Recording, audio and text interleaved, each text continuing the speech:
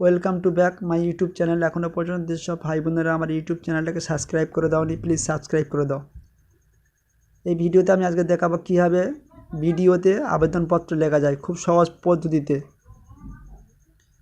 অনেকে ভয় পায় কীভাবে আবেদনপত্র লিখব, কার কাজ যাব, কে লিখে দেবে।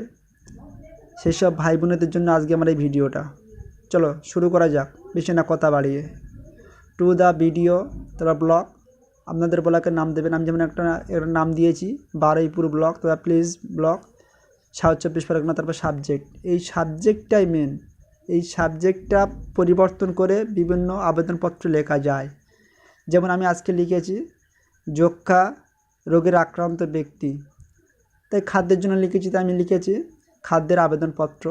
এখানে আপনারা লিখতে পারেন, যদি কেউ অনেকে লেখে ঝড়ের জন্য তেরপলের আবেদনপত্র, তাই তেরপলের আবেদনপত্র লিখতে পারেন। কাজের জন্য হলে কাজের আবেদনপত্র, কেউ যদি ঘরের জন্য লিখতে চাই ঘরের আবেদনপত্র লিখতে পারেন।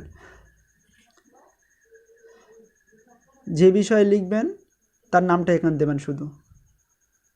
মহাশয়, আমার বিনীত নিবেদন এই যে আমি, তারপর নাম দেবেন। যে লিখবে তার নাম, তার বাবার নাম, তারপর গ্রামের নাম, তারপর পোস্ট অফিস, তারপর থানার নাম, জেলা, তারপর জেলার নাম, দক্ষিণ চব্বিশ পরগনা নাম যেমন দিয়েছি। আপনাদের কোন জেলাতে লিখছেন, কোন জেলাতে জেলার নাম দেবেন। তারপর আমি একজন যক্ষা রোগের আক্রান্ত ব্যক্তি।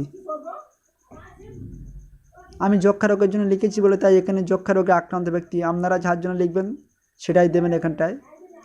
আমি আপনার কাছে খাদ্যের জন্য আবেদন করছি, অনুগ্রহ করে আমার খাদ্যের ব্যবস্থা করিয়া দিলে আমি চিরকৃতজ্ঞ থাকিব। অতএব মহাশয়ের নিকট আমার একান্ত অনুরোধ এই আবেদনপত্রটি গ্রহণ করিবার জন্য। ইতি, যে আবেদন করবে তার নাম ইতি। আমি একটা নাম দিয়েছি। তারপর ডান দিকে উপরে ডেট দেবেন। আপনারা তারিখ লিখতে পারেন বাংলাতে। এটা খুব সহজ পদ্ধতি, এর থেকে সহজ পদ্ধতিতে আবেদনপত্র আর লেখা যায় না। সব থেকে সিম্পল সহজ পদ্ধতি এটাই। শুধুমাত্র যারা লিখতে পারে না, যে সমস্ত ভাই বোনেরা লিখতে পারছে না, ভয় পায়, তাদের জন্য আজকে এই ভিডিওটা বানানো।